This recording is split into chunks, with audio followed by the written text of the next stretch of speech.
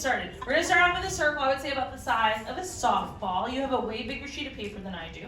I'm gonna go over here to the upper portion of my page. I'm gonna leave some space down here at the bottom for where his shoulders are gonna go. I'm gonna keep this very, very nice and light as I'm sketching it in.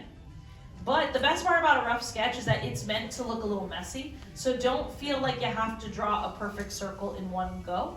The only reason I could do this is because I've been doing this all day for the past 6 years, every single day. So once you get to that point, then yeah, it looks a little easy. But if you see your circle, in honesty, is looking a little bit too much like an oval, just use some lines, shave it off, it is okay. Now once you got the circle, I'm gonna add in a straight line. This is the center line for Miguel. So what this is telling us, with it being a straight line, is that he's looking right out at us. He's not looking to the side, he's looking straight ahead. So that's why it's very nice right down through the middle. This is your landmark to know how much space should be on this side and how much space should be on this side. If you see that your center line, there's way more space on one side, I would move the center line so that it's in the middle. I'm gonna go to the middle of my circle though, and I'm gonna go a little bit lower. And this is where I'm going to add in a line that's going left to right. This is his eye line. We're going to place his eyes on this later on. Now where either side of that line is sticking out here on the circle, this is where I'm going to add in 2 C shapes. It's going to look like he's wearing some headphones. These are where his ears are. They're very simplistic. We're not drawing too much detail. We're drawing him like a 2D sketch, which he is right now. Now where the line is sticking out at the bottom of the circle, that's where his neck is going to go. It's pretty narrow. Definitely don't draw this too thick, and definitely don't make this too long. It's gonna age him up, and he's gonna look like he's a footballer. So definitely don't want that. Very thin, makes him look a little younger. Now right where the lines are kind of poking out here, this is where I'm gonna add in just a half rainbow going to either side. Also keep in mind you don't want this to be too wide. It's gonna make him look a little bit more like Luisa from Encanto. Never mind, you want him to be still, again, 10 or 11, so you still want him to be a boy. So now you have a mannequin on your page. This is the right step. This is the base foundation of drawing Miguel. Does anyone remember what he wears though? Hoodie. Yeah, he wears this like red zip-up jacket, right? Very similar to what you're wearing right there. So we're gonna draw the hood, not up but down. So there's gonna be a lot of fabric kind of bunched by his neck. But the collar is very similar to a lot of different hoodies. I'm gonna add in very lightly at first this V shape here, using that center line as my guide to make sure it's right in the middle. I have a lot of lines. I'm gonna draw one I like the most. And then I'm gonna go and add in another V shape right underneath it. So it's 2 letter V's here. To show that that fabric of the hood is bunched behind him, I'll just add in these 2 little half rainbows on either side. But that is all we need to sketch in for the hoodie. But as you can see, the lines are just blending in with one another. Nothing really kind of looks like it's standing out. It all looks the same. So this is where now you want to go back over the lines of just the hoodie right now, nothing else, and you're going to darken up the lines that you like. And if there are any lines that you didn't like, because that would happen if you've never drawn Miguel before, you may draw something that you're not fond of, and that's okay. That's normal. It's part of the process. You want to leave those things you don't like nice and light, and you only want to darken up the things that you like. So that by the end of our sketch, you're going to see the darker lines, and you're not going to see the light lines. Like for example, right over here on this side, you see how I want to show that this fabric here is in front of that other fabric, so I leave this line light, but I've darkened up this side. So that is just a little example. Now once we have the hoodie locked in, we can move up. We're going to start to sketch in his hair. Now in animation, we never start to sketch in the details of hair until we've blocked in the entire shape. So we're going to very lightly, kind of just like how we did with the hoodie, sketch in where it's going to go, and then we'll go back and add in some details and some flair. You're going to jump up to the top of your circle, a little bit over to the left-hand side. I'm going to very lightly leave a dot so you can see where I'm going to start this. We're going to start with the part of his hair. One side is going to swoop over to the left. And we're going to go over here, we're going to add in another swoop over here to the right. Looks like an upside down V shape. Now over here where the ears are, we're going to have a little tuft of hair that's kind of pulling in front of his ear, so I like to think of this as like a shark fin shape.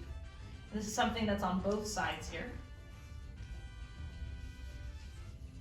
But you're going to go back up to where that dot was, and you're going to go a little bit higher than that dot. You're going to add in a second dot. Ooh. Now where the second dot is, We're gonna add in a V shape. This one's a normal V shape, kind of like a bird flying away to the distance. This side over here on the left is gonna just follow the curve of your circle down to tuck right behind the ear. And the other one, it kind of goes a little higher, kind of gives Miguel like a little bit of volume up here. And then you're just gonna bring it right back down to tuck behind the other ear. So now that you have the whole hair sketched in, now we can go back and add in details. So in these shapes here, I'm gonna add in these like shark fin shapes, these like blades of grass. So that way you can see a little bit more of like that hair textures, because after all, this is a 3D animated film. There's a lot of texture, a lot of different hairs on Miguel's head. But if he were drawn in a 2D, we never draw every single individual hair. It would take way too long. So instead, we just draw in a bunches of hair. Now, don't think that your hair has to look like mine. Please do not. Hair is constantly something that moves, so it's never gonna look the same from frame to frame. As long as you have like some sort of hair, like little strands here kind of pulling forward from those lines, it's gonna look like hair and it will look like Miguel, I promise you. Now this film, originally before it was supposed to be set solely in Mexico, the first draft of Coco was actually going to take place, it's starting in Los Angeles. Miguel was going to be a Mexican-American citizen, where he was going to experience the loss of his mother. And they were going to take his mother to Mexico for the funeral. And I would assume he would then find out about Dia de los Muertos, be able to talk to her one last time, and be able to mourn and move on from her. Now, what people don't realize when it comes to Disney films, and specifically with Pixar, is that Pixar, we do a lot of research. We go to the places in which these films are supposed to take place. And so obviously we would go to Mexico and we would learn about Dia de los Muertos. And when they went to Mexico, they found out that this holiday is not about mourning. It's about the remembrance of the people who have lived before us and us telling stories of those people to keep their memory alive. When they found out about this, they realized that they had to change the entire film and the whole tone set for the film. And it's a good thing they did, because this film is literally a masterpiece. I will literally go down and die on a hill to say it is the best, because it is. Invite me on that one. But I'm going back in, I'm darkening up the bottom curve of his chin, I'm also darkening up his ears. But once you have all this locked in, you're gonna see Miguel's silhouette. You're gonna be about halfway done. I'm gonna give you all a chance to catch up, at least to this point. Whatever's on the screen that's darkened up, you should also have darkened up as well. I have a question to all ask you. Does anyone know what Hector uses to paint Miguel's face so that he blends in? Face paint. Shoe polish. It is not face paint. It's shoe polish. Does anyone remember what Miguel's family does? They're shoemakers. Get it right. They're shoemakers. And this is the first hint to the audience that Hector is more than he appears to be, because he uses that shoe polish. You find out that, Hector is Miguel's great-great-grandfather. The whole movie, he does not have any shoes on at all. It's so sad. But that is a big metaphor as to why he's fallen out of step with his family. But in the final scenes of the film, you see that Hector, not only is he with his family, but he also has received shoes, which he uses to walk across the Marigold Bridge for the first time. All right, we're gonna go right here to where these two lines meet. I'm drawing in this upside down heart because we're gonna start to sketch in that shoe polish. So I'm gonna add in this little heart here.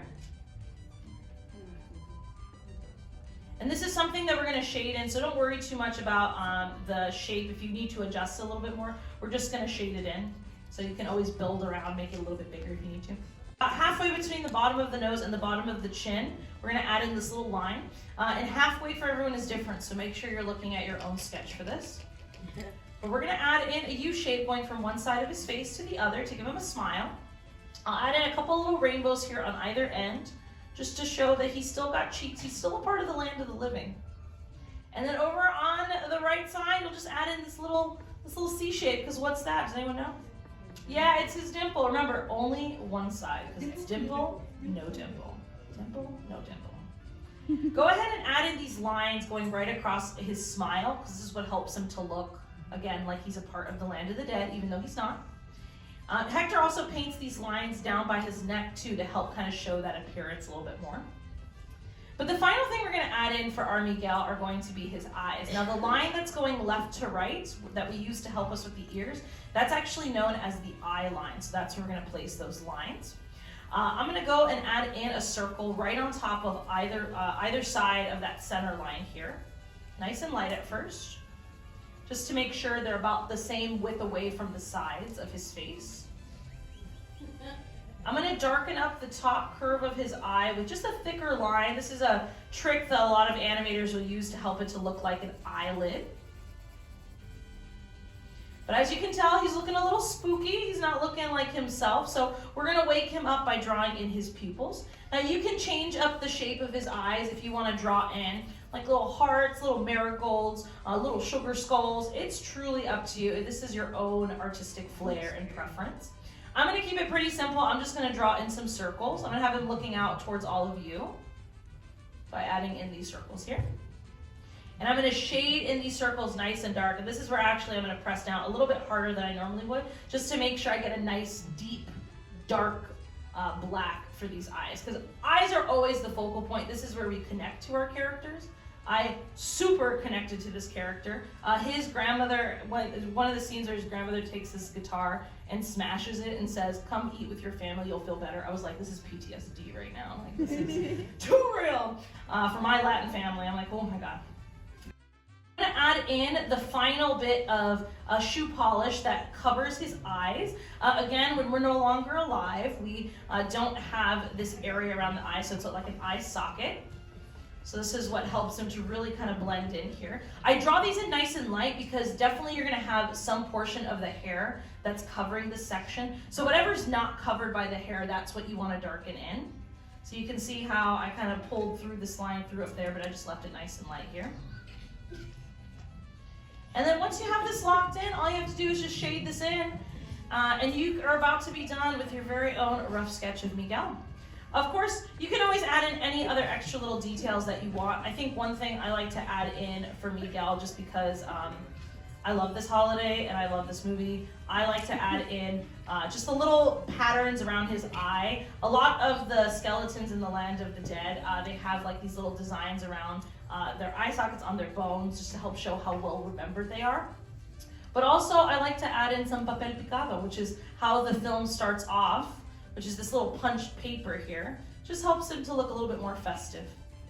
But once you're done, the final and last step left to do is just don't forget to find a good spot somewhere next to your Miguel. Don't forget to sign your name.